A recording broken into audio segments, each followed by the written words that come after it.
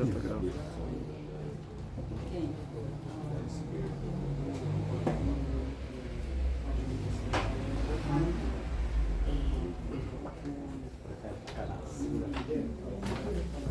Queridos amigos, queridas amigas, é uma grande honra ter mais uma vez a casa cheia. Essa livraria é uma livraria feita de afeto, de sonho e de um desejo de justiça social. Ela é um sonho meu e que agora espero que também seja um sonho coletivo. Hoje, esse dia especial, eu me lembro que a primeira vez que eu vi o Frei Beto foi em 2006, no Instituto Moreira Salles, lá em Poços de Caldas, quando eu tinha 15 anos. Ele foi fazer uma apresentação do filme Batismo de Sangue. E eu vi, eu fiquei olhando e assistimos o filme, eu fiquei impressionado. É uma memória viva. Nós não podemos nos esquecer que o Brasil ainda é um Brasil que precisa de muita transformação. Nós precisamos de momentos como esse para lembrar e para fazer a transformação que a gente deseja. Hoje nós temos uma abertura do Tom Sapiranga. Ele vai fazer uma abertura. Em seguida eu vou convidar o Frei Beto para se sentar. Vai ser uma conversa informal, onde a gente vai ouvir dele as suas ideias sobre esse momento, a sua trajetória, a sua relação com a literatura, que é muito íntima e muito maravilhosa. E espero que todos gostem e que desse lugar a gente possa sair com muitas ideias para transformar e para conseguir esse ano vencer uma luta que nós estamos lutando. Então, nós temos muitos desafios pela frente e nós vamos vencer.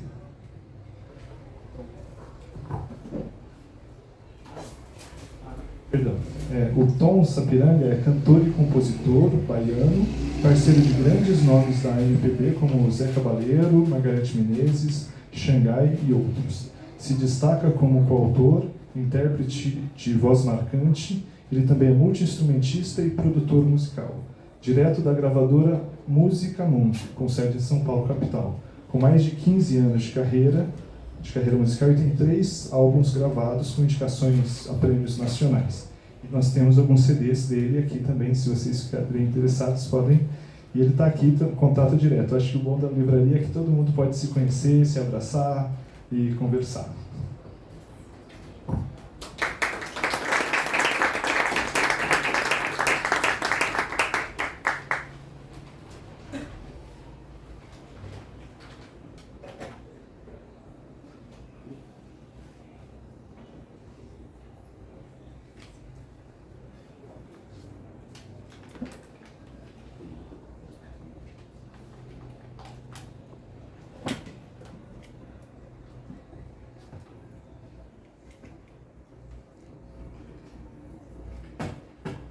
Tirou o mousse? Tá montado, né? Hein?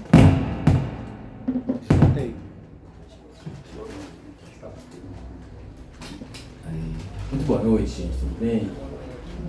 Muito prazer, grande honra estar aqui neste momento com todos vocês e aqui no espaço, aqui na livraria, e com essa grata surpresa e alegria de poder estar aqui também diante desta grande figura que nós viemos para poder ver, prestigiar, para escutá-lo, né? Frei Beto. Grande honra poder estar aqui, viu? Cantar para o senhor. Eu sou da Bahia e comecei a ler seus textos, naquele período em que você estava escrevendo para caros amigos, aquele momento tão especial, eu pude ler e depois aí livros e perceber mais, acompanhar. Muito bom. E, então eu quero cantar uma canção que é brasileira, muito brasileira, sabe? Muito nossa, de um autor lá do sertão da Bahia, é meu amigo, meu parceiro, chamado Xangai, Eugênio Avelino, com quem eu tive a honra de tocar durante alguns anos e aprender muito com ele, né? Então agora eu trago para vocês essa canção que é a música dele. Ele é um artista de poucas canções, mas essa canção desse rapaz é especial. Especialmente para o Frei Beto e para todos nós. E a música diz assim: Amazonas é o negro, só Limões vindo encontrar, Tocantins se desencheu, Pororoca em Macapá, comer pitu, taim, tupi, com tucupi, guarani de alimentar. Cariranha com Jequitinhonha é misturar o São Francisco com o Mucuripe. Doce seria Parnaíbacanga, paraibaiano para o Maranhão. Doce seria Parnaíbacanga, paraibaiano para o Maranhão. O Angelim secou, pardo é o Boqueirão. Rio de conta não dá conta, rio do rolo já rolou, rio da dona já dançou. Só rio de tudo e eu não rio mais. Rio de conta não dá conta, rio do rolo já rolou, rio da dona já dançou. Só rio de tudo e eu não rio mais. Só rio de tudo e eu não rio mais. Amazonas é o negro, só Limões vem encontrar. Tocantins se desencheu, Pororoca em Macapá, comer pitu, taim, tupi, com tucupi, guarani de alimentar. Cariranha com Jequitinhonha é misturar o São Francisco com o Mucuripe. Doce seria Parnaíbacanga, paraibaiano para o Maranhão. Doce seria Parnaíbacanga, paraibaiano para o Maranhão. O Angelim secou, pardo é o Boqueirão. Rio de conta não dá conta, rio do rolo já rolou, rio da dona já dançou. Só rio de tudo e eu não rio mais. Rio de conta não dá conta, rio do rolo já rolou, rio da dona já dançou. Só rio de tudo e eu não rio mais. Só rio de tudo e eu não rio mais.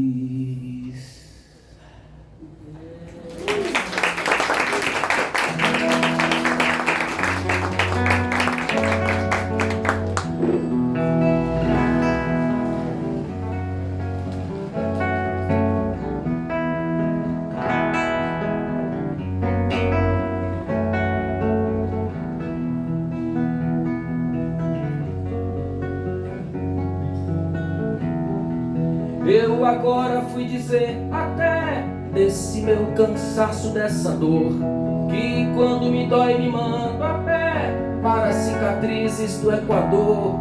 De lá o dia vem dizer, o pão, o libertador, passou por aqui, morreu, passou por aqui, passou.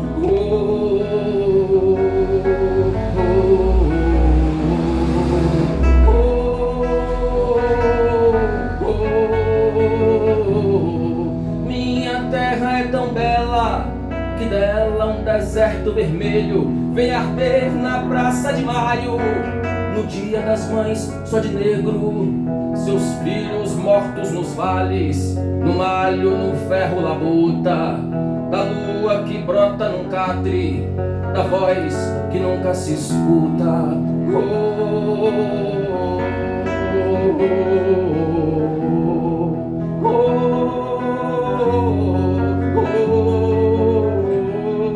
Eu canto numa quinta-feira, das ruas de luzes e estrelas, que trago pregadas no peito e lanço na eira sem beira. Que sejam bandeiras as nuvens e asas os braços dos homens, pra se esquivarem das cruzes, da dor que me pega e já some. Ouçam bem, são cicatrizes do Equador, o amor que temos pela terra de amenizar se encarregou. A dor que ainda nos vela nas ruas e praças noturnas, onde um velho poeta de guerra cantava também às escuras, que o sol não tarda em raiar, que o sol não tarda em raiar, que o sol não tarda em raiar, que o sol não tarda em raiar, que o sol não tarda em raiar. Ouçam bem, são cicatrizes do Equador, o amor que temos pela terra de amenizar se encarregou. a dor que ainda nos vela nas ruas e praças noturnas, onde um velho poeta de guerra cantava também às escuras que o sol não tarda em raiar, que o sol não tarda em raiar, que o sol não tarda em raiar, que o sol não tarda em raiar.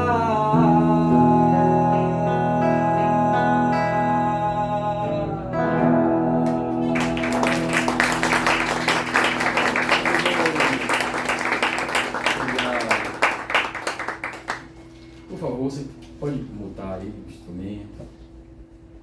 Fico muito grato.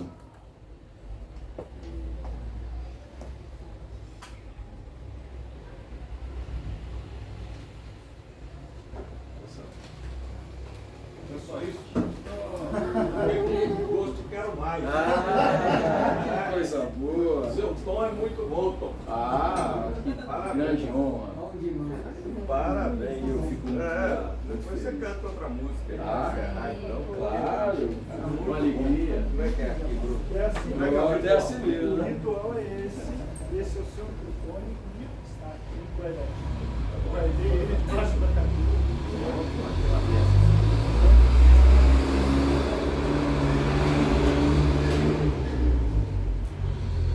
O sol não está enraiado. Esperamos todos nós.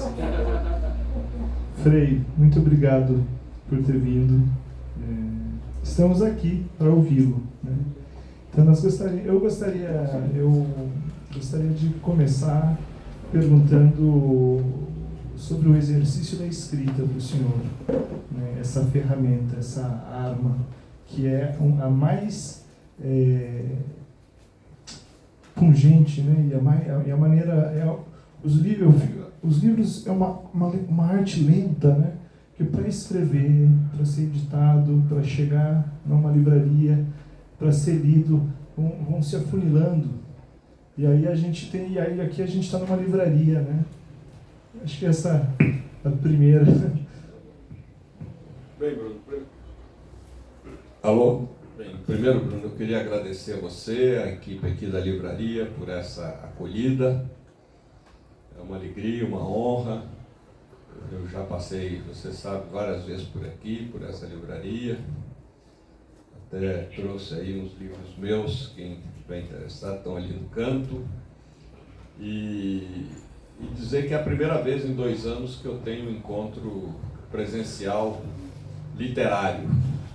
Agradecer também a tantas amigas e amigos que fizeram presentes aqui essa noite. Agradeço a participação de vocês. Bem, como é que é o meu processo literário?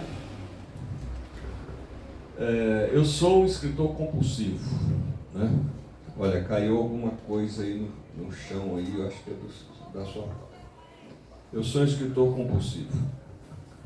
Isso tem a ver com o DNA, né? Eu nasci numa biblioteca, porque meu pai não tinha um cômodo da casa com 8 filhos para servir só de biblioteca. Então os livros se espalhavam por todos os cômodos, principalmente pelo banheiro, por razões óbvias, e pela cozinha, porque a minha mãe era uma grande especialista de culinária mineira e também produziu 6 livros de culinária. E meu pai, mais de 40 anos, escreveu nos principais jornais de Belo Horizonte. Isso me levou muito cedo, graças a 2 professores, a descobrir que eu tinha jeito para escrever. Nunca me passava pela cabeça ser escritor, passava pela cabeça, no máximo, foi um sonho, né? Foi a primeira faculdade que eu entrei, ser jornalista. Jornalista escreve, né? E naquela época a imprensa era, sobretudo, letrada, impressa. E, portanto, com 8 anos de idade, a minha professora do grupo escolar Barão do Rio Branco, em Belo Horizonte, entrou em classe sobraçando as nossas redações, que na época tinha um belíssimo nome de composições, né, Wander? Você lembra disso, né? Composições, é uma maravilha. Até hoje, quando eu estou no computador, às vezes me sinto no piano. Me sinto no piano, né? Sobretudo quando a gente está retocando o texto, né? Dando ao texto um sabor estético. Composições. E ela deixou a minha por último e disse para toda a classe: vocês deviam fazer como Carlos Alberto, ele não pede para os pais escreverem por ele mesmo escreve. Meu ego foi lá no teto, né? Fiquei convencidíssimo.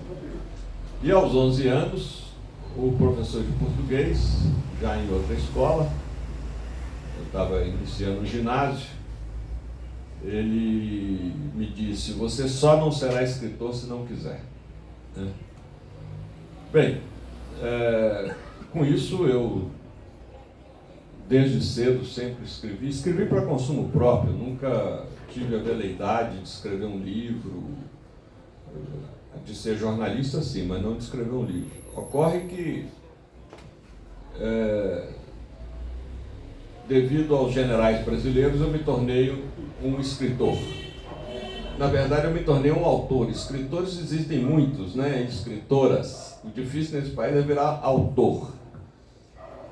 Porque eu escrevia cartas para os amigos, os confrades, a família, sem nenhuma pretensão de que um dia elas seriam reunidas em livros. Isso realmente nunca passou pela minha cabeça. Mas uma amiga, que hoje é uma romancista conhecida, Maria Valéria Rezende, tem vários romances premiados, ela reuniu as minhas cartas aqui fora e lançou-as numa edição italiana. E teve uma repercussão enorme e logo elas foram traduzidas para outros idiomas na Europa. Isso em 71, veja bem, eu ainda estava preso, já há 2 anos preso, e só saí no fim de 73. Então as primeiras cartas da prisão publicadas trazem aquelas que foram escritas nos 2 primeiros anos. Curiosamente, a coisa que a gente mais fica ansioso quando publica um livro é ver o exemplar editado, né, Wander? A gente fica maluco, cheira, lambe. Crônica anterior ao primeiro romance? Esse você está citando aí de Cartas? Cartas da Prisão é o meu primeiro livro. Anterior a esse. Esse é o primeiro de ficção, né? O Dia de Anjo. Então, saiu aqui no Brasil, só foi sair em 76, porque a Civilização Brasileira, o Enio Silveira, que era o editor, tinha muito receio de que o livro fosse apreendido. E graças a esse receio, os 5.000 exemplares venderam em 9 dias, né? Porque todo mundo falava, vamos pegar logo, porque senão vai ser... Mas enfim, hoje a Companhia das Letras tem uma edição bastante completa. Não completa porque muitas pessoas jogaram fora a carta por razões de segurança, né? Não vou ficar com a carta de um preso político aqui na minha casa, pode criar problema. Então muitas cartas se perderam. Mas o meu processo é esse, eu escrevo todo dia, eu tenho sempre 3, 4 projetos literários, jamais digo a qualquer pessoa o que estou escrevendo, porque isso dá um azar danado. E eu conheço vários escritores de mesa de bar, e sei até de um caso, não vou falar nomes, porque são conhecidos os dois, que um até hoje acusa na intimidade o outro de ter-lhe roubado o tema. Esse tema era meu, eu que escrevi, eu comentei com ele num bar, e o desgraçado se adiantou. Agora, ninguém escreve como outra pessoa, né? Então você pode escrever, você lê o Fausto, quantos autores, né, escreveram diversas versões de Fausto, a Missa do Galo, do Machado de Assis, tem até uma coletânea aí de livro de contos, todos eles baseados no Machado de Assis. Então não existe isso de roubou a ideia. Mas eu não falo porque eu sou mineiro, desconfiado, supersticioso nesse ponto. E só falo quando já está na editora, aprovado pela editora. Então aí eu já falo, eu até posso já aproveitar aqui em agosto, pela editora Rocco, eu vou lançar um romance que me consumiu aí todo o período da pandemia, chamado Tom Vermelho do Verde, que é sobre a Amazônia. Então pega a questão ecológica, a questão... Esse é o seu, né? É porque está anomenado aí, deve ter alguma substância aí que não me convém. Então você já pôs o nome por segurança. Mineiro é desconfiado, já falei. As coisas do Império Romano, Deus. Cara, isso é um perigo aqui. Vai ver que esse aqui é para eu soltar a língua. Mas então, esse romance, Tom Vermelho do Verde, ele trata da questão da Amazônia, garimpo, tudo, mas sobretudo de um episódio pouco abordado no Brasil até agora, que é o que a ditadura fez com o mundo indígena. Né? Isso é muito pouco abordado. Então eu me debrucei sobre fatos reais, claro que a imaginação entra também, mas fatos reais, e me deu muito prazer escrever esse livro. Então o meu processo é esse, eu escrevo à mão, é uma questão de pele, depois é que eu passo para o computador, e faço muita pesquisa, como fiz nesse caso desse livro, desse romance novo, muita leitura. Eu não fui na Amazônia porque a nação indígena, que é o foco de todas as atrocidades, também infelizmente pouco conhecida, embora ela seja, depois dos Yanomamis, a mais numerosa. São os Vaimiri-Atruari. E não há ninguém que entre lá. Aquilo é totalmente cercado por militares, pela FUNAI e pelas empresas que exploram minérios. Então essa é a razão que ela é inviolável. Mas eu tive a sorte de ser muito bem assessorado nos subsídios por pessoas que viveram lá, trabalharam muito intimamente com os Vaimiri-Atruari e me forneceram uma documentação preciosa. E no fim, eu não tenho pressa de lançar um livro, né? Vou com calma, tem livros. Esse aí eu devo ter trabalhado nele nos últimos 4 anos, mas eu tenho um livro como Minas de Ouro, que eu conto os 500 anos da história de Minas em forma de romance. Eu trabalhei 12 anos. Obra do Artista, que é um livro que fala da evolução do universo, não de uma maneira, quer dizer, usa muito linguagem científica, mas é uma descrição mais literária do que científica do Big Bang até o aparecimento do ser humano. Eu levei 6 anos, então por aí vai, né? E o melhor é quando a gente começa a abordar, né? Fazer a maquiagem do texto, né, Wanda? É quando a gente tem que imprimir, principalmente na ficção, sabor estético, né? O romance não tem que ser de esquerda nem de direita, ele tem que ser belo. Ele tem que ser uma obra de qualidade estética, pela beleza que ele vai atrair o leitor. Então esse é um desafio sempre enorme que a gente tem para produzir uma obra. Você escreve umas 2 horas por dia, assim, todo dia? Eu escrevo 120 dias do ano, que eu seleciono na agenda. Então 1/3 do ano é reservado só para escrever, né? Então eu me recolho, vou para um sítio, vou para um lugar e escrevo de manhã e de tarde. Caiu o sol, caiu a minha luz como escritor, né? A partir do anoitecer, minha cabeça não funciona mais, né? Aí eu vou ver notícia, responder e-mail, mas eu gosto de acordar muito cedo, até por hábito, e principalmente de manhã eu me sinto mais produtivo.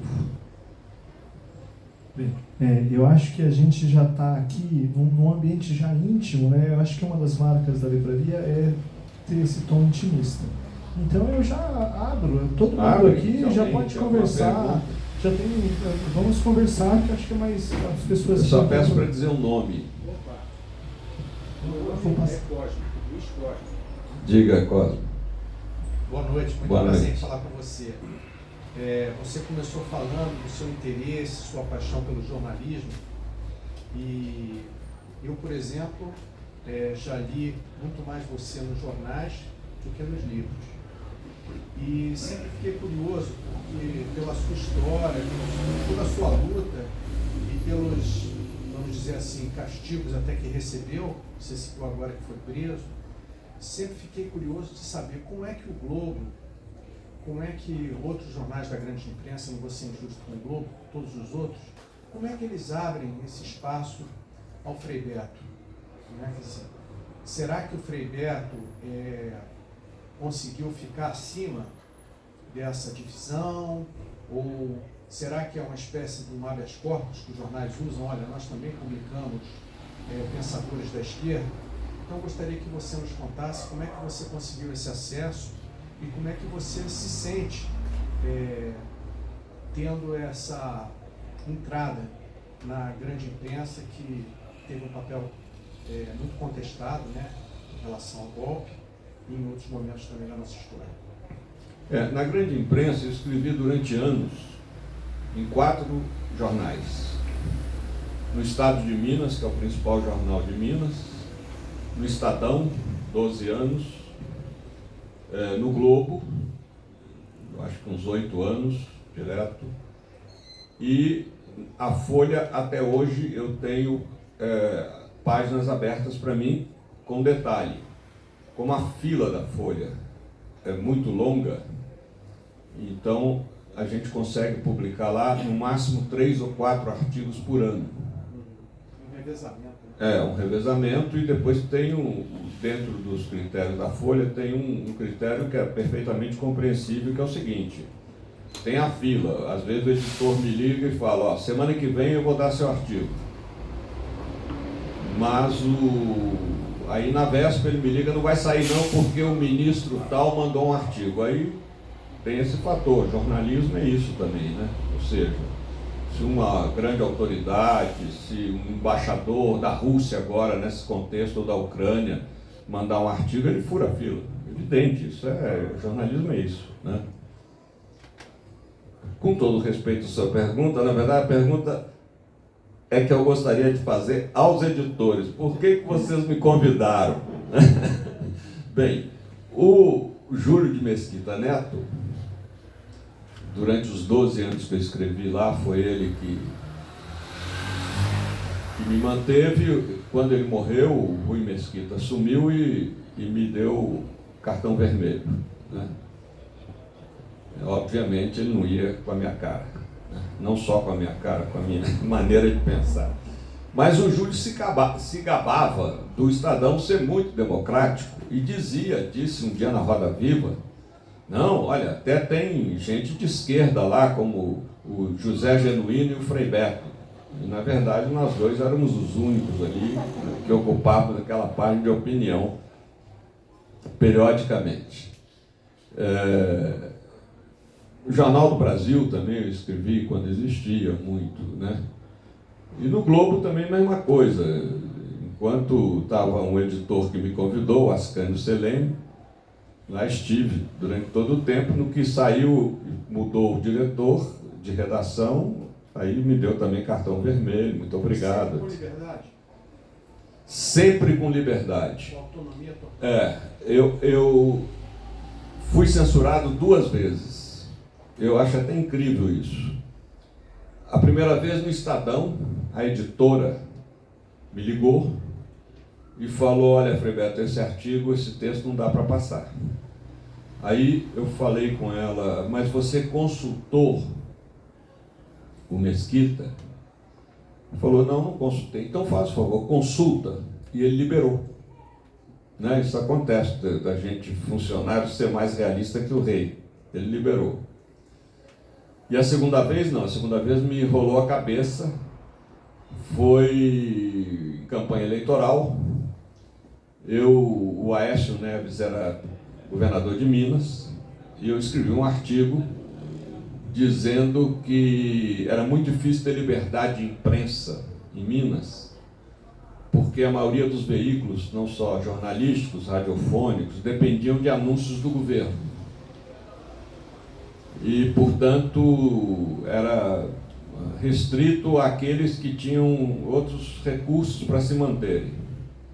Evidente que a assessoria do Aécio ligou para o diretor de redação e falou: ou ele, para comprovar a verdade, exatamente, ou ele ou nós retiramos anúncios do governo. E o diretor me falou isso. Falou: olha, eu estou com a corda no pescoço, não dá para te manter mais, muito obrigado. Me mandou embora. Né? Isso é o poder que tem essa coisa dos anunciantes. É uma coisa...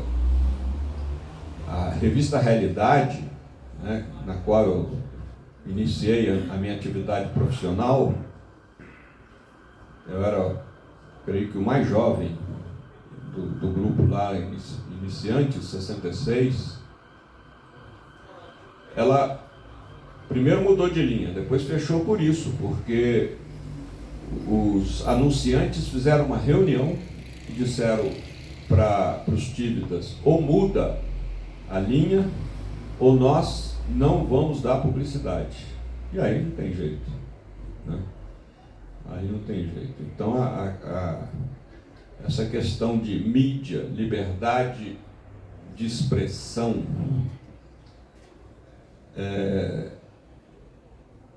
e capitalismo é uma equação complicada. É uma equação complicada. E nesse caso é o dinheiro público, né? Nesse caso com o dinheiro público. Exatamente. Então, e a gente fala de liberdade de expressão, mas expressão assim, de quem está ali podendo se expressar, né? Porque outros que pensam diferente, nem isso tem. Então, essa é uma questão muito séria. Temos uma longa estrada a percorrer nisso aí. Muito obrigado. Obrigado a você, Cosmo. A Júlia vai passar o microfone agora para o Ivan. Obrigado, Frei Beto, querido.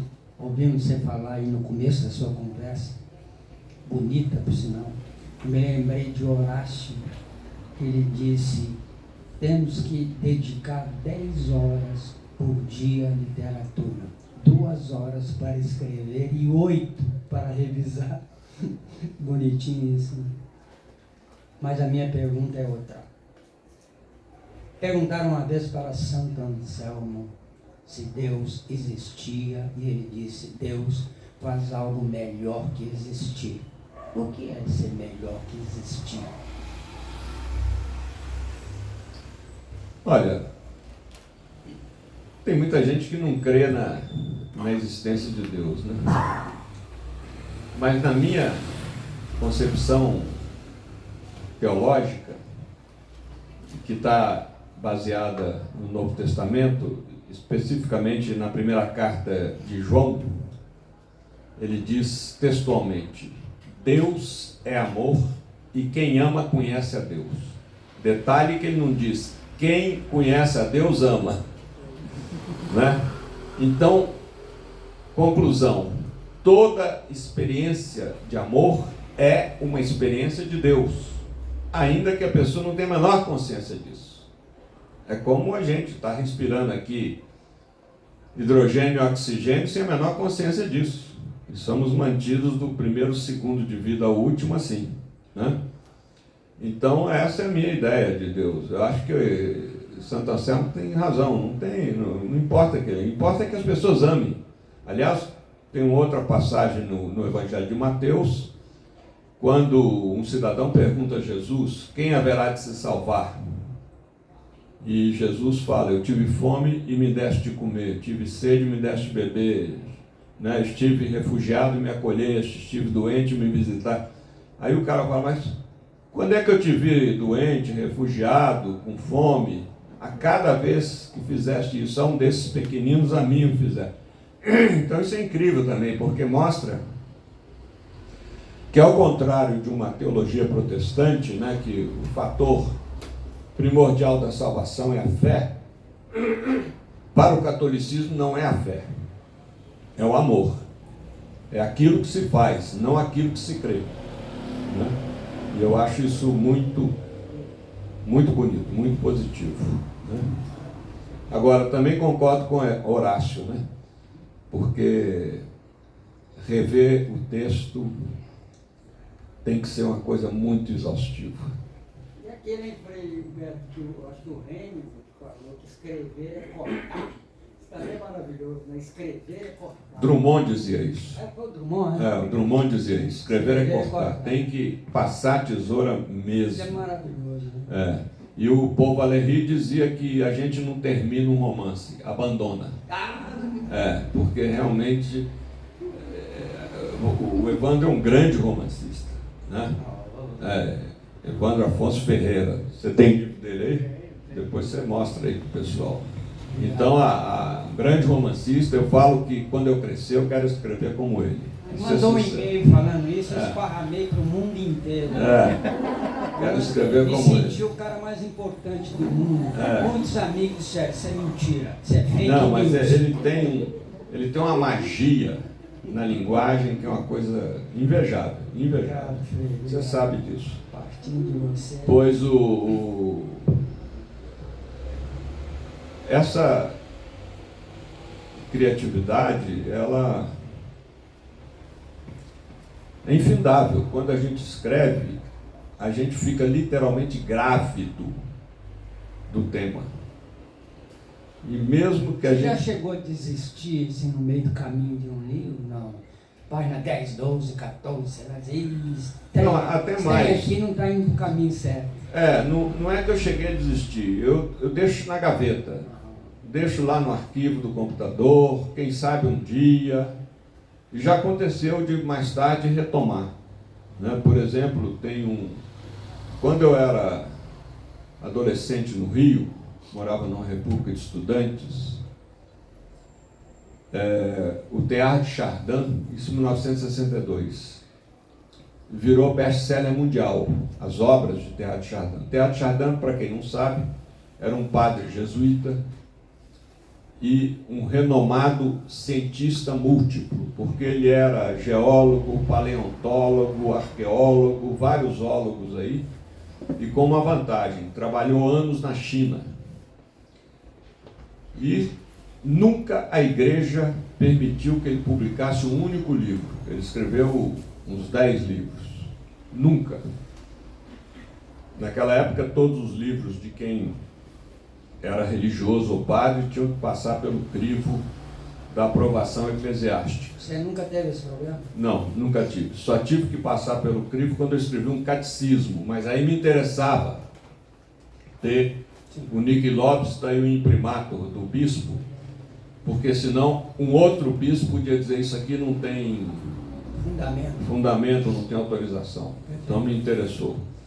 Mas o Teilhard, quando ele morreu em 1955, foi um estouro da boiada. Mas vendia horrores, porque é uma linguagem científica e, ao mesmo tempo, muito lírica, um poema. O texto dele é um poema, né? O Fenômeno Humano, A Missa sobre o Mundo. São livros fantásticos. A linguagem, hoje, cientificamente, muito superados, mas muito interessante. E no Brasil ninguém tinha traduzido ainda o Teilhard. E eu era amigo lá de um operário belga chamado Conrad Detré, que depois veio a ser um romancista famoso na França. Embora ele fosse belga, ele ganhou o prêmio Renaudot, que é um dos principais da França. E eu e o Conrad tivemos a ideia, a gente vivia duro, de vamos traduzir, né? Ele era o tradutor, porque nasceu na língua francesa. Vamos traduzir os livros do Teatro Chardin e vender como apostila na porta das faculdades. E ganhamos um dinheirão. Passávamos o dia no mimeógrafo ali, reproduzindo aquilo. Muitos anos depois, então ele fazia a tradução do livro do teatro e eu fazia a redação do texto, né? Dava o tom brasileiro, jornalístico ao texto. Então, muitos anos depois, eu tirei esse texto, esses textos mimeografados da gaveta.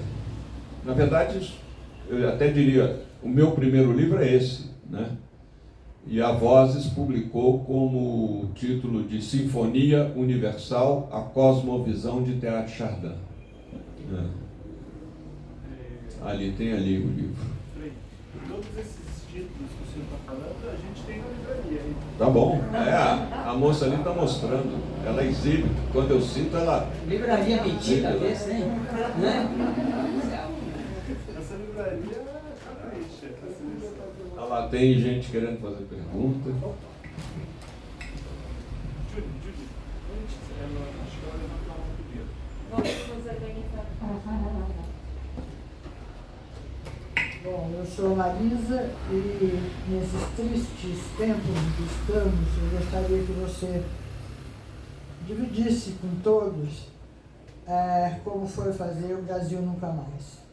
Que, na minha humilíssima opinião, é um tratado incrível. Gostaria que você dividisse com as pessoas. Muito bem. Minha Marisa é minha comadre, né? Tenho a honra de ser padrinho da filha dela. Então, durante a ditadura, o Dom Paulo Evaristo Arnes e o pastor Jaime Wright tiveram a brilhante ideia de fazer um dossiê semelhante ao que a Argentina tinha lançado, mas com uma diferença de qualidade fundamental. O da Argentina tem muito material tirado da mídia. O Brasil Nunca Mais não tem absolutamente nenhuma notícia de jornal. Tudo que está lá constava dos arquivos oficiais da ditadura militar, ou seja, dos arquivos dos tribunais militares. Então foi acolhido pela justiça militar. Tudo que está lá, as torturas, tudo. Tem nada que se tirou da imprensa. Mas se montou um super esquema para redigir esse livro clandestinamente. Eu me lembro, tivemos que mudar de lugar 3 vezes. E a equipe que preparou todo esse esquema com o Dom Paulo e o reverendo Jaime Wright, que era da igreja presbiteriana, que aliás perdeu um irmão na tortura, o Paulo Wright, era monitorada por gente que alguns aqui conhecem, o Paulo Vanucci, que depois foi ministro dos Direitos Humanos do Lula, o Luiz Eduardo Grinhalk, né? A Comissão Justiça e Paz, São Paulo, e convidaram o jornalista Ricardo Couto e eu para redigirmos o texto, depois de coletar todo o material. Interessante como foi coletado. Foi coletado por uma advogada que faleceu esse ano, no início do ano, Eni Raimundo Moreira, era advogada de presos políticos do Rio, mas defendeu gente aqui em São Paulo também. E a Eni foi ao Superior Tribunal Militar em Brasília, passou meses lá, xerocando todo o arquivo. No dia que ela tirou o último xerox, no dia seguinte, o STM baixou uma portaria vedando o acesso aos arquivos. Foi assim uma loteria, uma sorte incrível. Toda essa documentação foi microfilmada e guardada na Suíça. Evidentemente, a cópia que nós usamos aqui, mas com esse cuidado que o Dom Paulo e o Jaime Murad tiveram de microfilmar tudo e mandar para a Suíça. Já retornaram ao Brasil. O material já retornou ao Brasil. Então, o Ricardo Couto e eu dividimos os temas e redigimos durante meses, com muita atenção, né? Esse negócio de ter que mudar de lugar, pode ser que desconfiaram, pode ter uma batida. E o livro é a radiografia da ditadura, né? Exatamente. E até hoje é um livro publicado pela Editora Voz, que serviu de base aí à Comissão da Verdade. Então é um documento muito importante para se conhecer os 21 anos de atrocidades. É a pergunta lá do...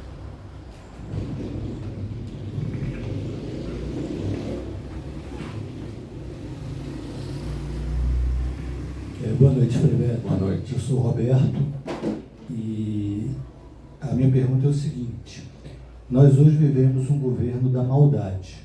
Ele preza pelo ódio, pela maldade e enfatiza a grosseria, homofobia, machismo, xenofobia, tudo que é de ruim.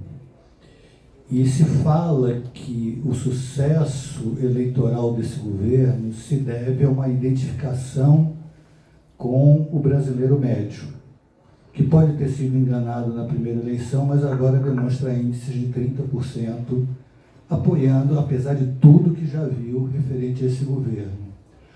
O brasileiro médio é mau? Olha, eu não acho que o brasileiro médio seja mau. Eu acho que, primeiro, a gente vive no sistema capitalista.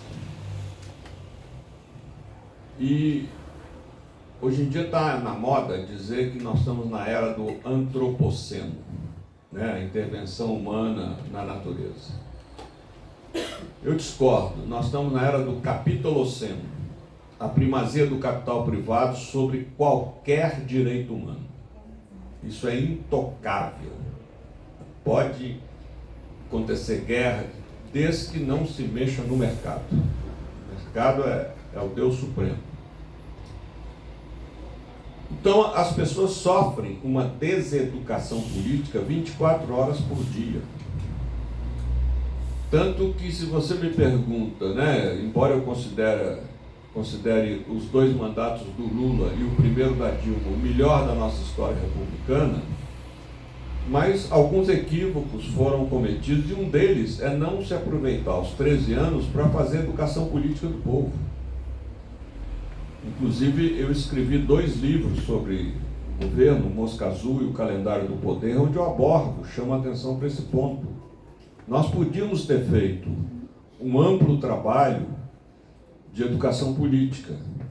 Agora, por exemplo, eu acabei de voltar do México, porque o López Obrador está preocupado com isso, fundou uma escola de formação política de militantes e me convidou para dar um curso de educação popular, né? Porque a formação política não vem pelas grandes redes de TV, vem por um trabalho junto a qualquer tipo de organização popular, seja um grupo de culinária, jovens interessados em música e tudo. É Paulo Freire, né? Então a possibilidade é muito grande, inclusive sem chamar muita atenção. Então eu acho que as pessoas são resultado... eu me lembro da Alemanha nazista. A população não tinha ideia de que aquela fumaça era de campos de concentração. Eles achavam que era de fábricas. Não tinham ideia. Porque o bloqueio ideológico era muito forte. Então, eu acho isso. As pessoas estão interessadas em quê? Estão interessadas em viver bem, viver melhor. O interesse número 1 de todas as pessoas, a maioria do povo brasileiro, é sair da pobreza. Esse é o interesse número 1. E, agora, isso se soma na cabeça desses 30% com a ideia do avatar. Porque eles não têm uma visão de atacado, tem uma visão de varejo. Tem que vir alguém aí que vai resolver a coisa. E na cabeça desses 30% vai resolver na bala. Vai resolver fechando esse Supremo, esse Congresso, sabe, na truculência. Porque o cara não tem nenhuma condição de articular a questão política de uma maneira mais abrangente. Que eu considero o principal problema filosófico hoje é a deshistorização do tempo. Por quê? Porque você só consegue formar consciência política se há uma consciência histórica, se as pessoas têm noção do que é classe social, do que é nação, do que é povo, do que foi o passado, a história do nosso passado, o que se pode esperar do futuro. Essa consciência histórica é uma herança judaica muito forte. Os 3 grandes pilares da cultura ocidental nos trouxeram isso, porque a Bíblia é o primeiro livro religioso histórico. Os outros são todos pontuais, são todos cíclicos, eles de aforismos, mas eles não têm uma historicidade. A ideia do tempo como história não vem dos hebreus, é original dos persas, mas como os persas não produziram um best-seller como os hebreus, então se atribui aos hebreus. A força da consciência histórica nos hebreus é tão grande que eles dão banho no Marx, porque o Marx afirma que a história começa com a intervenção do ser humano na natureza. Mas você abre o livro do Gênesis, a primeira página da Bíblia, a criação do mundo é um primeiro dia, um segundo dia, um terceiro dia. Isso é impressionante. Ou seja, há uma temporalidade anterior ao surgimento do ser humano, que é no 6º dia. E que a ciência só foi descobrir isso do século XIX, né? Que a gente teve uma evolução do universo. Não havia essa ideia antes. Por isso é que São Paulo diz numa das cartas, a nossa fé é escândalo para os gregos. Por quê? Porque os gregos tinham uma mentalidade cíclica. E todas as atribuições divinas vêm da linguagem grega, onipotente, onisciente, onipresente, oni isso, oni aquilo. E é evidente que os gregos olhavam para os hebreus e falavam, como é que Javé pode ser considerado um deus? É um incompetente, precisa de 6 dias para criar o mundo, ainda fica cansado, vai para a praia no 7º. Se fosse um verdadeiro Deus, seria onipotente, criaria que nem nesse café, não é? Instantâneo, não precisa de... Eles não sacaram a historicidade. Então, quais são os 3 judeus pilares da cultura ocidental? Primeiro, Jesus, que foi assassinado. Nós estamos nessa semana de comemorar, né, o assassinato e a ressurreição dele, mas por que tanta gente tem essa imagem idílica de Jesus, tão bonzinho, tão amoroso, tão isso, tão aquilo, mas ninguém se pergunta por que foi cruelmente assassinado, preso, torturado, julgado por 2 poderes políticos e de pendurado na cruz? Por razão política, porque no reino de César ele ousou anunciar um outro reino possível, de Deus, que a igreja colocou lá em cima, quando ela se acomodou na cooptação do Império Romano, mas que na cabeça de Jesus era um projeto civilizatório, baseado em 2 pilares, na relação pessoal, o amor, e na relação social, a partilha dos bens. A prova de que na cabeça de Jesus o reino era um projeto político, quer dizer, usava essa expressão, o reino, porque havia reino, o reino era de César. Então falar de um reino de Deus no reino de César é a mesma coisa que você falar de democracia na ditadura ou socialismo no capitalismo. A prova está na oração que Jesus nos ensinou: venha a nós o vosso reino, não é leve-nos ao teu reino. É o inverso. O reino é um projeto político.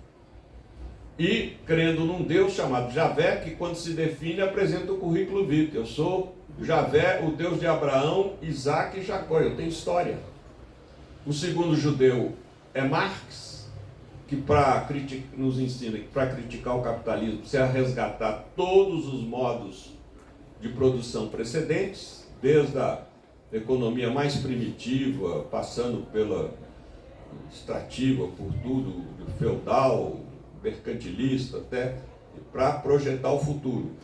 E o terceiro judeu é Freud. Quando a gente faz terapia, se puder contar a vida intrauterina, já ajuda a resgatar esse passado para no presente ter melhor equilíbrio para uma vida melhor no futuro.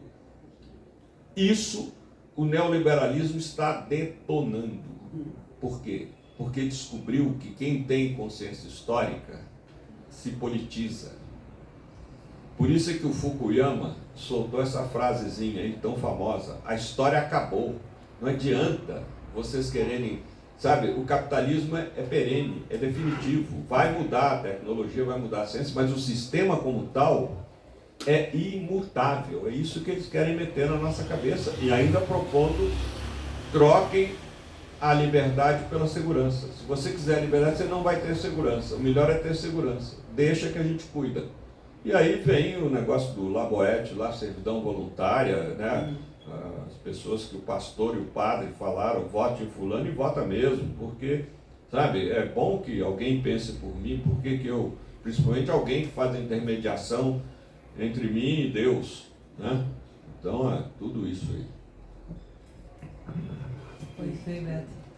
Bom, eu sou jornalista e gostaria de ser escritora. Como é que é seu nome? Meu nome é Luciana. Luciana. E se eu tivesse toda essa formulação e todo esse talento, eu não seria jornalista, seria escritora. Eu gostaria de saber do senhor o seguinte. No último sábado, uma cena me deixou bastante comovida, que foi o velório do Dalmo Dallari. E estando lá, eu fiquei observando, né, todos que estavam ali, a Erundina, aí o José Carlos Dias, o próprio Paulo Vanucci também estava lá. E assim, pessoas que estão hoje com bastante idade, né, mas que têm todo esse histórico, né, de contribuição aí com o país e de luta contra a violação de direitos humanos. E eu percebi que o desafio que se colocou ali na defesa do campo democrático é o desafio da comunicação diante hoje da velocidade da informação, das redes sociais. Então eu gostaria de saber se o senhor vislumbra um caminho para essa comunicação, para essa consciência histórica que o Brasil ainda precisa passar, né? Que a gente precisa hoje que os brasileiros tenham, né? O senhor vislumbra um caminho que pode ser adotado em termos de comunicação para que a gente possa conscientizar as pessoas? O senhor chegou a falar um pouco sobre essa escola, né, de política, essa experiência que o México está colocando. Para o Brasil, o que o senhor aponta? Luciana, 3 coisas. Primeiro, se você é jornalista, você escreve. Você não é autora, mas nada impede que você venha produzir um livro. A minha mãe produziu o primeiro dos 6 livros dela aos 60 anos. Então, sabe, tem gente que produziu livros com muito mais idade, como a Cora Coralina. Ela começou, acho que com 70, Pedro Nava, enfim. Então não desista, não desista. Segunda coisa, você chegou no velório depois das 10h30. Aí eu estava lá. Porque você não falou, eu pensei dela. E eu não vi essas pessoas que você citou porque eu saí antes, né? Então você estava quando eu cheguei. E a terceira coisa é isso. Eu considero hoje a trincheira das redes digitais. Eu me recuso a usar o termo sociais. Eu prefiro o nome técnico porque necessariamente não criam sociabilidade, até criam muita hostilidade. Então eu falo sempre redes digitais. Elas são uma trincheira importante, até de democratização da comunicação, da informação, do noticiário, etc. Felizmente tem essa alternativa hoje. Mas a esquerda não sabe lidar com isso ainda. não sabe lidar, ainda é amadora. A direita tem dupla vantagem, ela se especializou, como Steve Bannon, e ela detém também o controle das plataformas. Isso ajuda bastante, né? Mas nós temos que saber lidar com esse recurso, porque ele é extremamente importante. Mas isso vem ligado a uma questão histórica também preocupante. Nos anos 70, havia no Brasil, sem exagero, pelo menos umas 20 equipes de educação popular, das quais eu fiz parte aqui em São Paulo, de uma delas chamada CEPIS, Centro de Educação Popular do Instituto Sete Sapiência, ali nas Perdizes, né, onde funcionava a Faculdade de Filosofia. E todas as equipes adotavam o método Paulo Freire, e nós assessorávamos movimentos pastorais, movimentos populares, movimentos sindicais e, posteriormente, partidos políticos, quando eles começaram a ser restaurados no Brasil. A ponto de criarmos uma enorme fisicamente, escola só de formação de militantes, no Instituto Cajamar, lá na cidade de Cajamar, aqui perto de São Paulo, onde a gente reunia lá 50, 100 sindicalistas, passava uma semana inteira lá fazendo capacitação política, etc. E com isso produzimos milhares de militantes políticos. Esses militantes, tanto que quando, principalmente no exterior, me perguntam a que você atribui, né, um país tão desigual como o Brasil, uma elite tão cruel, um Lula ter sido eleito 2 vezes. Boa noite, meus amigos, tudo bem? Eu digo, eu atribuo a uma pessoa chamada Paulo Freire.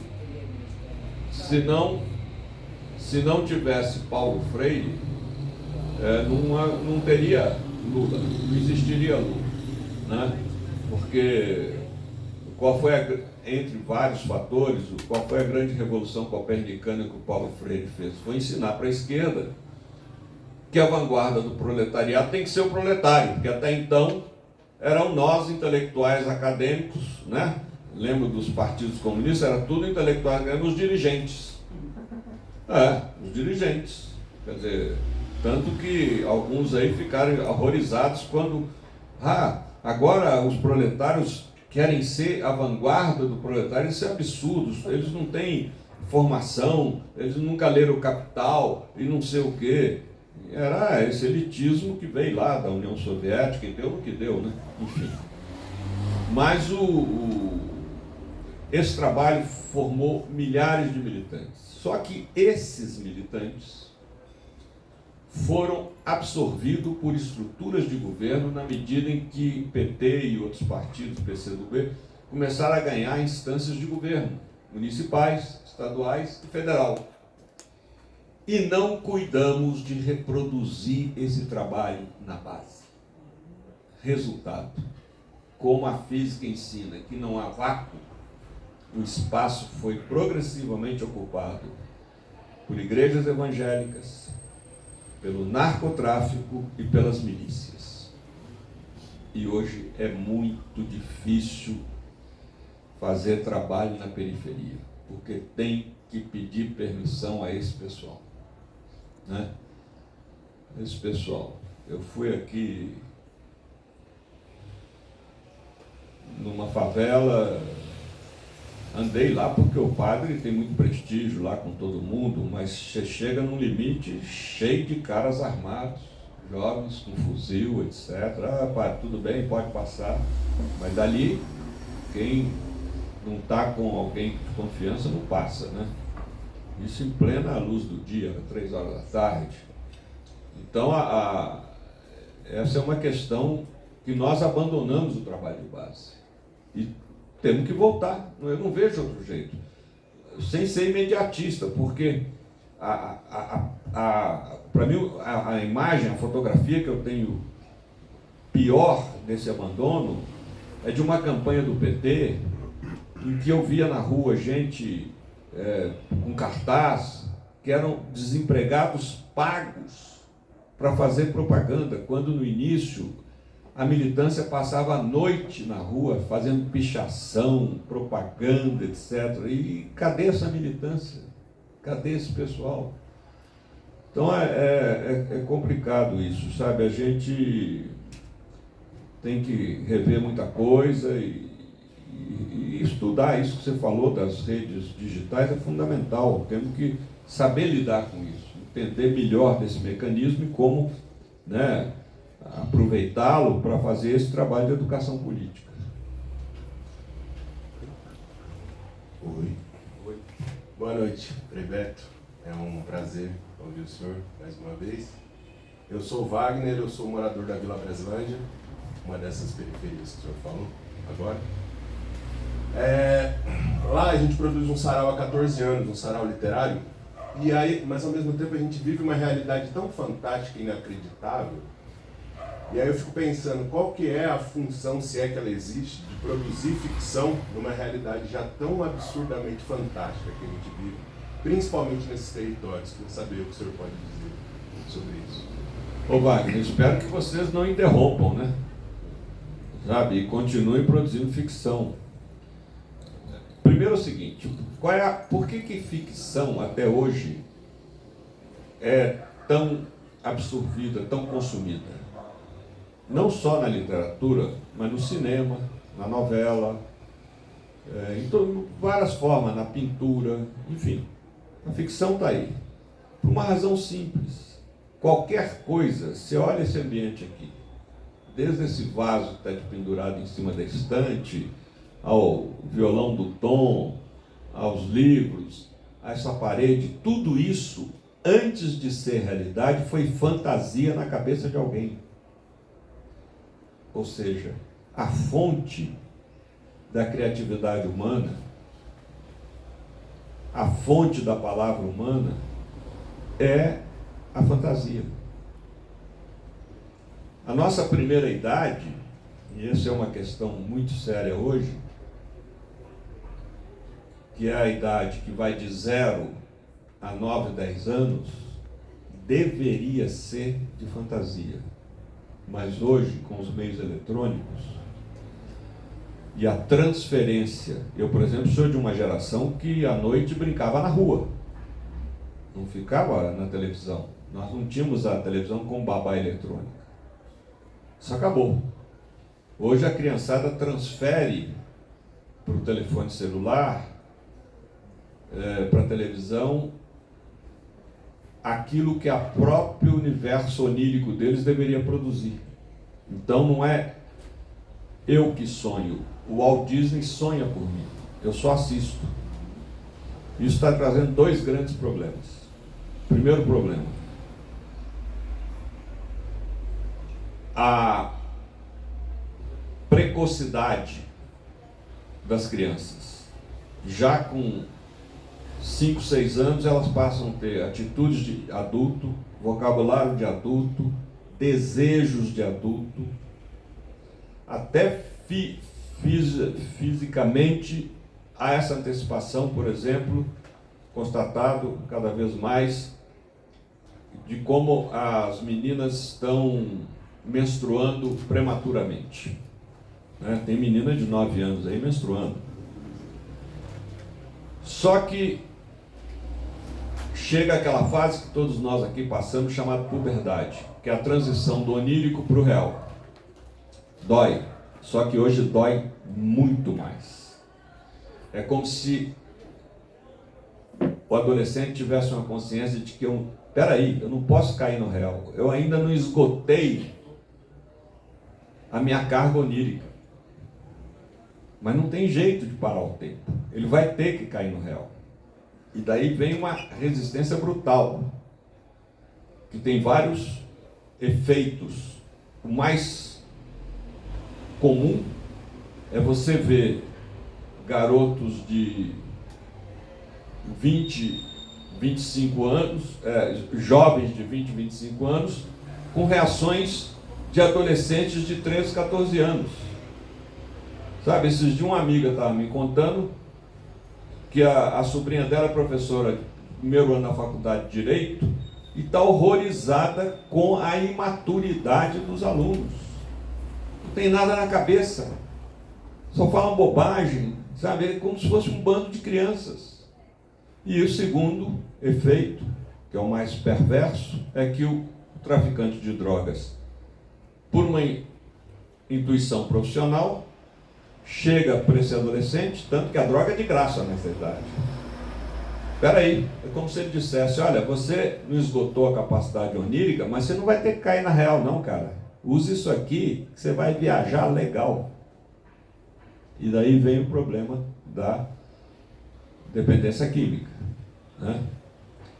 Então isso é uma questão, vocês têm que fazer cada vez mais ficção, de todo sentido. Faz literatura, faz poesia, faz música, cria. Deixa o pessoal soltar a fantasia, porque isso é muito importante, sabe? A realidade é sofrida, a realidade é dura, e a arte tem essa capacidade de transfigurá-la. E ao mesmo tempo a arte é o espelho que nos permite ver a realidade por dentro. Eu trabalhei, já cometi vários pecados na vida, mas esse foi um pecado virtuoso. Eu fui assistente de direção do Zé Celso na primeira montagem do Rei da Vela, né? Quem assistiu aqui o Rei da Vela deve lembrar do Oswald de Andrade. Eu dizia para o Zé Celso, depois dessa peça, só falta você colocar um detonador de dinamite no palco e ato único, explodir. Porque qual foi o impacto do Rei da Vela? É que ele era o espelho do Brasil. O Brasil é isso. É esse carnaval cruel de desigualdade, de exploração, de imperialismo. Foi uma coisa, uma revolução. Então a arte tem esse poder. Tem o poder de alienar, isso tem também, mas tem o poder de, sabe, desvendar o real. Desvendar, desnudar.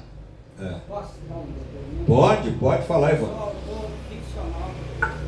Meu penúltimo livro chama-se Nunca Houve Tanto Fim Como Agora. Fala de 5 menores abandonados. Não tenho o menor conhecimento de menor abandonado. Sou classe média. Nunca dormi na rua e escrevi um livro sobre 5 meninos abandonados e fui criando os meus 5 meninos. O primeiro depoimento foi da minha mulher. Ela terminou de ler o livro chorando e disse: nunca mais vou ver um menino de rua do mesmo jeito. Eu criei uma realidade maior do que a realidade. Eu criei 5 meninos extraordinariamente inteligentes, poetas, pensadores, todos de rua, dormindo 3, 4 horas debaixo de chuva, etc, etc. Eu tenho a impressão que a realidade às vezes não comove tanto. Nós conhecemos a realidade através de Dante, Shakespeare, Lima Barreto, James Baldwin, etc, etc. Então a ficção pode te ajudar a caminhar por caminhos verdadeiramente reais. Vide, ou citar um autor negro, que é James Baldwin. Através da ficção, ele conseguiu alertar muito negro americano, ao lado, claro, de Malcolm X e etc, etc, etc. Então a ficção, você falou, é maravilhoso. A ficção ajuda e muito. Mesmo porque sem a ficção lá, o pessoal será menosprezado. Uma vez eu falando numa biblioteca de São Miguel Paulista, eu digo, meu amigo, eu ando num ônibus, ninguém olha para mim. Ora, abre Dante. Ignore todo mundo que estiver dentro do ônibus. Eu estou numa viagem espacial, vai todo mundo à merda. Eu estou lendo Dante. Acabou. Na ficção a gente viaja sem sair do lugar. Aí você me pegando a deixa aí, eu fiz 2 romances também onde entra o tema da criança de rua. Um é chamado Alucinado Som de Tuba, foi muito usado em escolas. e outro é um romance policial, único que eu fiz, policial, chamado Hotel Brasil. E aí você falou que nunca dormiu na rua, nunca teve uma criança de rua e, no entanto, criou os personagens. No Hotel Brasil tem 10 assassinatos, né? E no Minas de Ouro tem uma cena, como no meu livro também, 13 contos diabólicos e um angélico, tem cenas eróticas. E uma vez, numa oficina de literatura em Belo Horizonte, me perguntaram como é que você, frade, né, escreve essa cena erótica. Eu falei, olha, eu escrevi o Hotel Brasil, tem 10 assassinatos, nunca ninguém me perguntou se eu já matei alguém. É aquela coisa, o Kafka não virou inseto, Dante não foi até o céu atrás da Beatriz. Exatamente. E agora boa noite, Frei. Boa noite. Primeiro, para mim, é uma honra estar aqui nessa noite.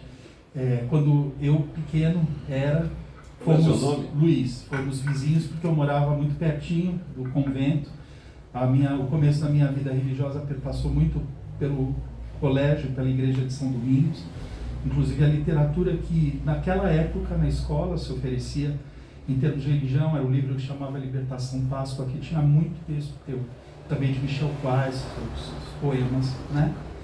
E, enfim, eu cheguei agora há pouco, eu não sei se a questão foi abordada, mas me chamou muita atenção essa questão da consciência histórica. E a gente tem vivido um momento onde a nossa história, ainda que a gente possa pensar a história como uma narrativa de um lado dos vencidos ou alguma coisa passível de interpretação, alguns fatos contra fatos não existem argumentos. E a gente vive hoje num tempo em que se tem esse perigo de uma distorção de fatos, de questões que aconteceram e que o senhor mesmo viveu. Eu também tive na minha família pessoas que viveram isso, né? Período que algumas pessoas parecem ter saudade. E eu penso da consciência histórica, onde foi parar essa consciência histórica do povo brasileiro ao longo da educação, da escola, de que onde um momento tão recente e tão pesado hoje é minimizado. Num curto espaço de tempo, na sua opinião, aonde houve falha na transmissão desse momento? Por que eu pergunto isso? De um lado, pelo lado do meu pai, eu venho de uma família de ascendência católica, e do lado da minha mãe, de uma família de ascendência judaica. E você tocou na ideia e na questão da historicidade como algo que perpassa muito fortemente a cultura judaica. Ainda que possa ser lendo ou não, nunca se esqueceu do Pêssar, também nós nos esquecemos do Holocausto. E o povo brasileiro parece não ter acordado para a sua própria história naquilo que ela tem de mais pesado. Onde houve essa falha? E nesse sentido eu penso o papel da literatura na possibilidade de abrir horizontes e mentes diante desse tempo que a gente está vivendo. Gostaria da sua opinião a respeito. Ô Luiz, tem muita gente que lê o Batismo de Sangue ou vê o filme baseado no livro e vem falar comigo, principalmente jovens, mas isso aconteceu no Brasil? Sim, aconteceu. Eu pensei que só tivesse acontecido no Chile e na Argentina. A elite brasileira, porque a história é contada na versão do opressor, né? A elite brasileira teve uma enorme capacidade de ocultamento da história do Brasil. O que nós sabemos da Guerra do Paraguai? Os maiores assassinos da Guerra do Paraguai são monumentados aqui nas ruas de São Paulo, né? Grandes estátuas, etc. Pesquisando a história de Minas a fundo, eu cheguei à conclusão que os bandeirantes é a versão colonial do Esquadrão da Morte Rural. que esses caras fizeram de atrocidades para descobrir minas, para explorar o ouro, o diamante, porque não só os escravos, mas os povos indígenas também. Então a nossa história é tão deturpada que eu, como mineiro, até hoje fico indignado de ver nos livros didáticos chamar a rebelião mineira de Inconfidência Mineira. Luiz, você gostaria que alguém hoje à noite te ligasse e falasse: Luiz, não quero um amigo seu, não quero mais conversa com você. Mas por quê? Não, porque eu te contei uma história muito pessoal e você cometeu a inconfidência de passar para frente. O que é? De onde vem esse termo? Como quase todos sob tortura, e isso é totalmente compreensível, delataram uns aos outros, mas o Tiradentes não, e ainda falou a famosa frase: 10 vidas eu tivesse, 10 vidas eu daria. A coroa portuguesa qualificou-os de inconfidentes, que hoje seriam de dedos duros. Ou seja, se fosse a história hoje, é a deduragem mineira, e não a inconfidência mineira. E até hoje, sabe, as pessoas falam sem pensar no significado do termo. O que significa isso? Inconfidente é aquele que não merece confiança. Como é que você pode ter um herói, né, líder da inconfidência, sabe, líder da deduragem? Então por aí vai. Essa luta da gente resgatar a história do Brasil ainda é uma luta de muito tempo que a gente tem que fazer, sabe? Eu, só sobre o período de prisão, eu fiz esse Dia de Anjo, esse livro é sobre isso, né? A experiência que eu passei na solitária, tive diversas solitárias,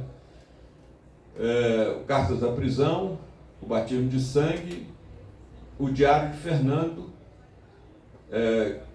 que é um diário que um frade, meu colega, que esteve preso comigo os 4 anos, teve o cuidado de fazer. Claro que não tem todos os dias, porque muitas vezes ele teve que destruir por questão de revista, de segurança, e nós passamos por 8 cárceres diferentes durante os 4 anos, mas ele não era nem historiador, nem jornalista, ele apenas apontava as informações básicas.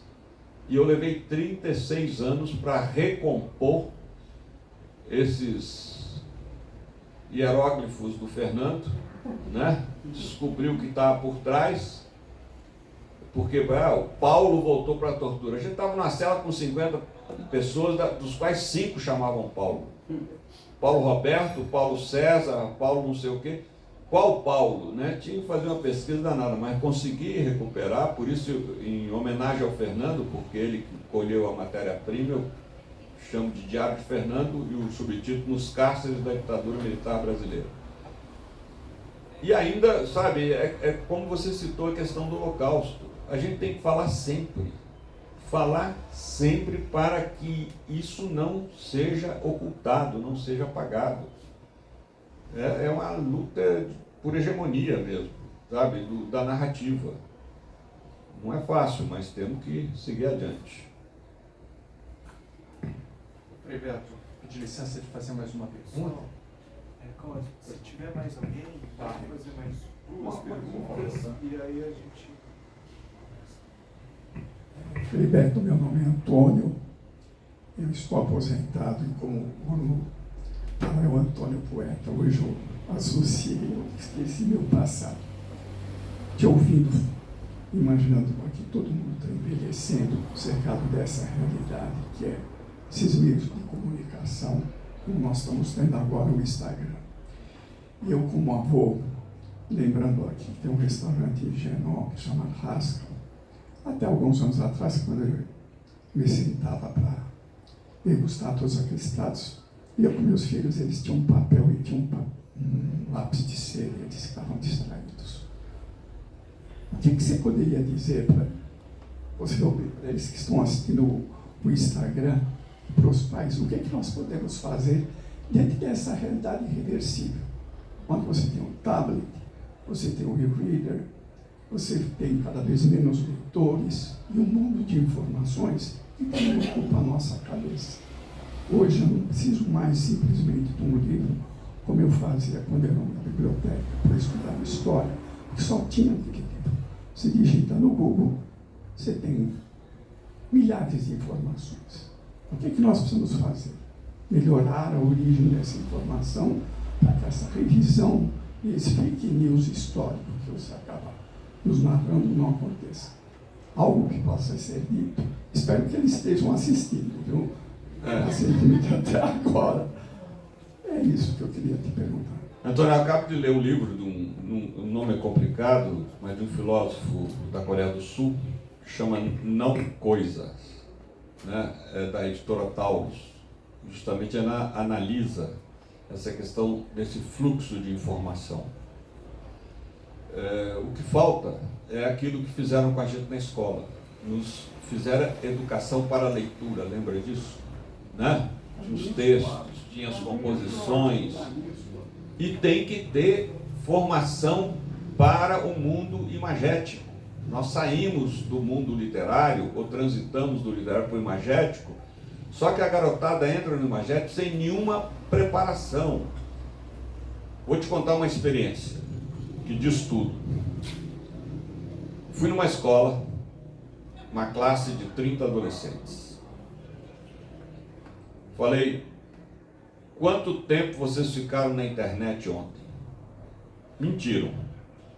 1 hora, 2 horas, quando eu sei que a média brasileira são de 4 horas. Uma das maiores do mundo. Peguem uma folha de papel em branco. Escrevam 5 coisas que vocês aprenderam nessa 1 hora ou 2 horas que vocês ficaram na internet. Deu um branco. Deu um branco. Eu falei, vocês não ficaram navegando, vocês ficaram naufragando. E eu poderia fazer o mesmo teste com todos nós aqui. Uma folha de papel. Eu sei que cada um de nós, ao vir de casa para essa livraria, viu centenas de publicidades na lataria do ônibus, na frente de uma loja, no tapume de uma construção. E se eu pedisse, escreva aí 5 peças publicitárias que você viu? Porque a mente mente, ela exige foco. Ela, para se proteger do esgotamento, né, como esse exemplo que eu dei agora das peças publicitárias, que todos nós vimos, mas não recordamos, ela é seletiva. Então, as pessoas ainda não chegaram, e esse filósofo explora isso. É um fluxo de informação que está nos perturbando, está nos desarticulando, está nos esgarçando. Porque a gente não tem um fio condutor. Voltando à consciência histórica. Quando eu faço curso de educação popular, eu comparo a consciência histórica ao varal. A vida é feita de muitas peças, como um vestuário. Mas na hora de secar, de lavar, a gente pendura tudo num varal. Então, o varal é a consciência da história. A gente precisa ter esse varal para poder saber colocar os vários elementos da vida num rumo, numa direção, numa perspectiva. O que eu atribuo à enorme dificuldade que vive o povo cubano e a capacidade de resiliência que eles têm? A consciência histórica. Eles sabem sim a história deles. Eles vão lá no fundo do século, da colonização, do Varela, do Gomes, do Martí, sabe? Isso é muito forte. Como quem diz, bem, no passado a gente enfrentou dificuldades semelhantes, vencemos, vamos continuar vencendo, enfim. Atribua isso, consciência histórica que segura aquele povo, né? E isso é algo que a gente precisava fazer um trabalho. Tem mais, eu acho que você... Mas você não queria fazer uma pergunta? Mas eu dou a vez, eu já fiz. Né? Ah, então tá bom. Não, tudo bem. Quem quer fazer a pergunta? Tem 2 aqui.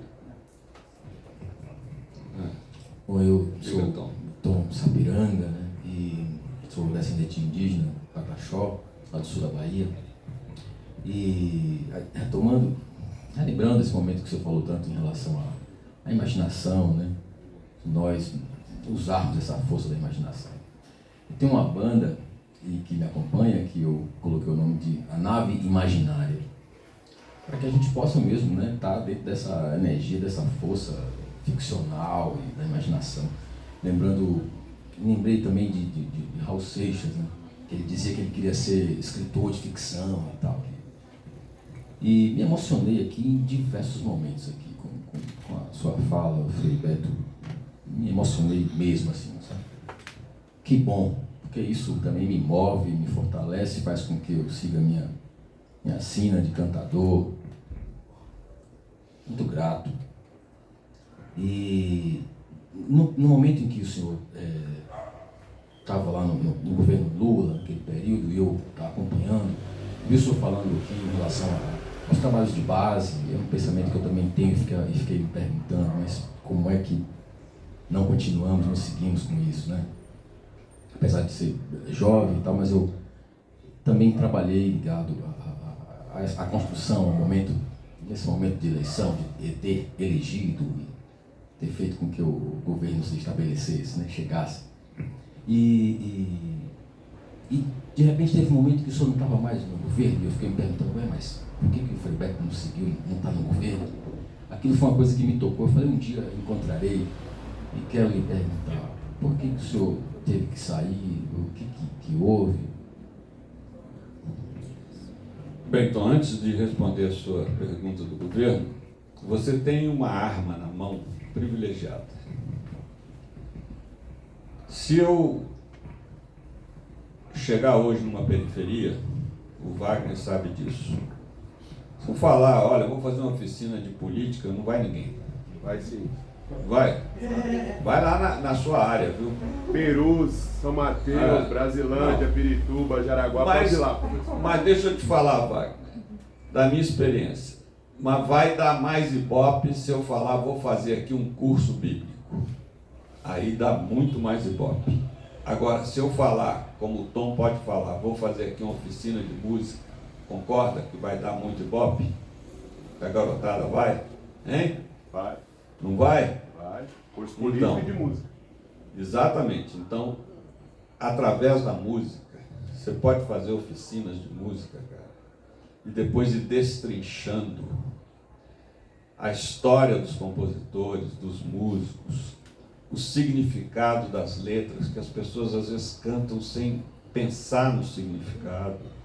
Isso, sabe, é um filão fantástico para o seu trabalho. Deixa eu te falar, tem duas coisas que muita gente pensa a meu respeito que eu nunca fui. Militante partidário e padre. Eu não sou nenhum dos dois, né? Eu sou um frade soldado raso, não posso celebrar missa nem nada, e nunca entrei num partido, de modo que pode me acusar de tudo, menos de ambição de poder. Eu tenho outras, mas essa eu nunca tive. Não posso, nem na igreja eu posso ser superior da minha comunidade, ali nas Perdidas, né? Então, quando eu fui chamado pelo Lula para trabalhar no Fome Zero, na mobilização social, que é uma coisa que eu a vida inteira trabalhei nisso, achei ótimo. E fiquei muito entusiasmado porque o livro Calendário do Poder trata desse detalhe, em minúcias. O Fome Zero tinha um caráter emancipatório. A família que ingressasse, se o programa fosse adiante, em 2, 3 anos ela estaria em condições de produzir a própria renda e ficar independente do governo. Mas isso dependia da mobilização social, dos comitês gestores que eram formados. Nós chegamos dos 5 mil municípios brasileiros, nós chegamos a formar na metade, 2.500 mais ou menos, comitês gestores, que eram integrados pela sociedade civil, pelos movimentos sindicais, populares, pastorais da cidade, sem nenhuma presença política, muito menos o prefeito. Os prefeitos se rebelaram, foram no Planalto e disseram: ou a gente passa a ter o controle do cadastro do Fome Zero, ou a gente vai sabotar o governo na base. Por quê? Porque os comitês gestores começaram a ameaçar nos municípios as velhas oligarquias políticas, porque as pessoas começaram a ter destaque. Imagina o cara do comitê gestor ser candidato a vereador ou a prefeito na próxima eleição. E aí, uma briga que eu conto em detalhes nesse livro, foram caindo vários que me apoiavam, foram passando para o outro lado, até que restou o presidente que de repente passou para o outro lado, eu peguei meu boné e fui embora. E criaram o Bolsa Família. É bom, mas é compensatório. Quem entra não pode sair porque volta para a miséria. Essa foi a minha discordância principal. E me sinto muito feliz tendo voltado a ser um ING, indivíduo não governamental. E com isso a gente encerra aqui e agradeço muito a presença de você. Vamos ouvir o Tom mais uma vez aí, né, pelo menos? Eu só queria agradecer mais uma vez e dizer que esse espaço, a nossa livraria, é também um espaço formativo, é um espaço para, como as livrarias devem ser, né? Um espaço de conversa, de convívio, de afeto. Tenho certeza de que todos nós aqui vamos sair um pouco mais ricos com essa maravilhosa noite. E o Edilson, meu querido amigo habituê da livraria, tem um pequeno regalo comestível para o senhor, para a Rosângela. É pequeno, mas serve umas 5 pessoas. Então, infelizmente, vamos ter que fazer uma outra torta em breve, mas gostaria de convidar para deliciar esse manjar.